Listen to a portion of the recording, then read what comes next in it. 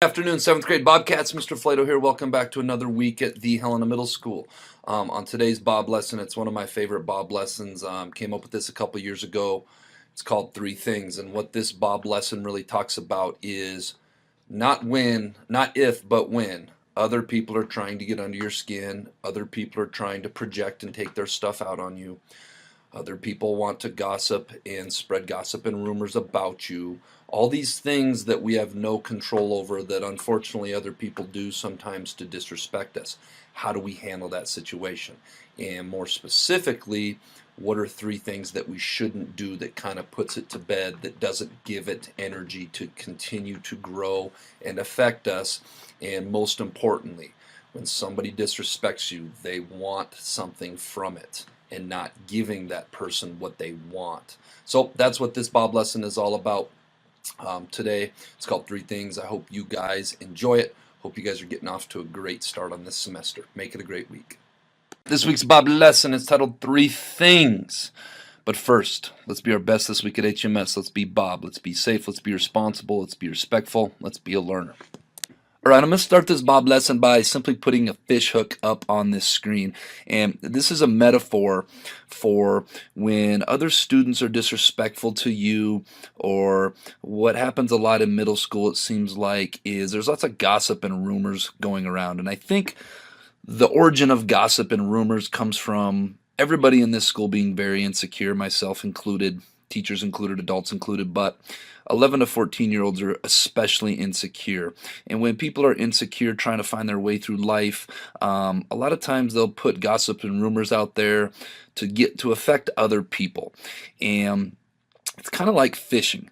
For any of you that have been fishing, you know you take a hook and you decorate it in bait. This is a worm on a bait. Some people use marshmallows. Other people use like lures, I think they're called. I'm not much of a fisherman. And the whole point of it is you want to catch something. You want to put your hook out there into the water, decorate it with something enticing called bait, and hope that a fish comes and snags it. And then once they snag it with their mouth, you've got them hooked and you've got them. Well, what does this have to do with middle schoolers? Well, middle schoolers, when they put out gossip, they put out rumors, or they put out disrespect, it's like they're putting out a hook and have bait on that hook, and they're trying to entice a reaction. If you think about why other people are disrespectful, it's all based in wanting an action. That's the only thing that they want. Just like fishermen want to put that hook out there and they want to reel in a big rainbow trout, when people get disrespectful, they want to put out something and they want a reaction. When people put disrespect out there, the main thing they want, their main goal, their main prize, is getting a negative reaction out of you. So on today's Bob lesson, I'm going to talk about three things to never do. And I talk about this all the time when students come into my office and there's rumors or gossip going on and they feel like they're powerless and there's nothing they can do about it. And in a lot of respects, they're right. The only thing you can really control in life is yourself and your actions. You cannot control other people.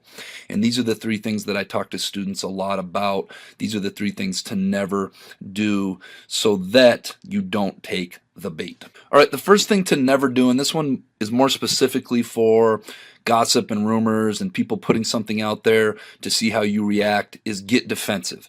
And the reason that getting defensive is bad is because it gives that person that reaction that they're wanting.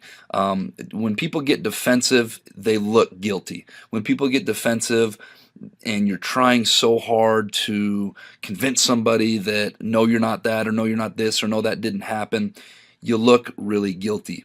And one of the main things that people look for when they put a rumor or gossip out there is to see, does that person get defensive? Getting defensive is one of the worst things you can do, and it's tough because it's very counterintuitive.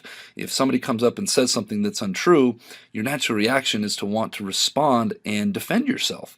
And it's okay to calmly defend yourself, but when you get super defensive and agitated and worked up, it makes you look guilty, and it gives that person the feeling that you just bit the bait and they're going to continue fishing on. So don't get defensive. Don't feel the need to defend yourself. Just let it roll right off your back, just like whatever. That's pretty dumb. Obviously not true, but I'm not going to waste the time, effort, or energy to defend myself on something that's so ridiculous. All right, the second thing to never do is display negative emotion. And when we think about this, that is exactly taking the bait and that feeling of reeling in a fish that this person is wanting. When they disrespect you or when they put a gossip or rumor out there about you and you display any negative emotion, I think the top three that I came up with are anger, getting mad, getting agitated, getting really angry with that person, or sadness, crying, being upset, showing that you're sad, or getting frustrated, getting angry, and exhibiting these emotions. If you think about it, the second that this happens is the second that you bite that hook. The second that you display negative emotion when these things happen is the second that that other person wins. And I know it's not a game, but sometimes it can feel like a game, and we have to approach a lot of things life like it is a game, like we have to have a strategy, and that's the overall thing I'm trying to talk about today. So the second thing to never do when somebody disrespects you or somebody puts a gossip or rumor out there about you is display negative emotion, and this is a very tricky and difficult one to do. One of my favorite sayings is never let them see you sweat. And what that means is kind of the overarching thing of what I'm talking about today is never let them see you get affected, because once you do is the second that they win. All right, and that brings us to the third thing to never do when you get disrespected or there's gossip and rumors going on about you is continue talking about it. A lot of this stuff, especially with gossip and rumors, especially with the middle school, you guys know, you give it 24, 48 hours and people are talking about something new. People have short memory spans. They move on to the next thing pretty quickly. It's kind of a human being thing, and it's kind of like having a campfire. Except you don't want to have a campfire, and the only way for a campfire to keep burning is to keep putting wood on it or keep putting fuel on it. The more fuel you put on it, the longer it's going to burn for. Well, a lot of times continue talking about it with your friends, with your classmates, with other people is a surefire way to keep it alive. Now, I want to make a very big dichotomy here, coming and talking to myself, a trusted adult, your parents, your teacher. That's okay, because we're talking about it in private and maybe we're coming up with strategies on how to let the fire burn out. But if you're talking about it amongst your peers, amongst your friends, you're keeping it alive and therefore it'll stay alive. Next quote of the week, and I just said this a couple minutes ago, never let them see you sweat. And that's what this is all about. So many times in life, there's going to be people that test you. There's going to be people that mess with you, that test you, that want to see if they can pull one over on you, if they can disrespect you. And the second that they see you sweating, they see that it upsets you. The second that they see that it gets under your skin is the second that they win. Don't let them win. It's like people that do fish that I talk to. They throw the hook out there. If they're getting bites and they're reeling in fish, they're going to continue fishing in that spot.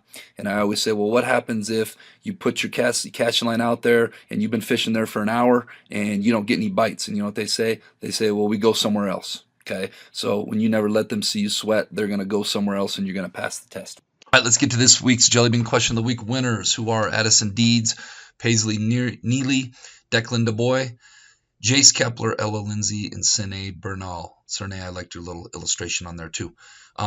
What has a head and a tail? Something I don't remember it right off the top, but obviously that would be a coin. All right, this week's Jelly Bean Question of the Week. What has 13 hearts but no other organs? If you think you know, get your answer to the Bob box. Make sure your first and last name is on it. Every week when I go to draw the first 6 winners, I draw a name that doesn't have a last name, or I can't read it, or the answer is correct and there is no name and I have to move on to the next one. Don't let that be you. Tune in next week to see if you're a winner. All right, Bobcats, make it a great week at the Helena Middle School.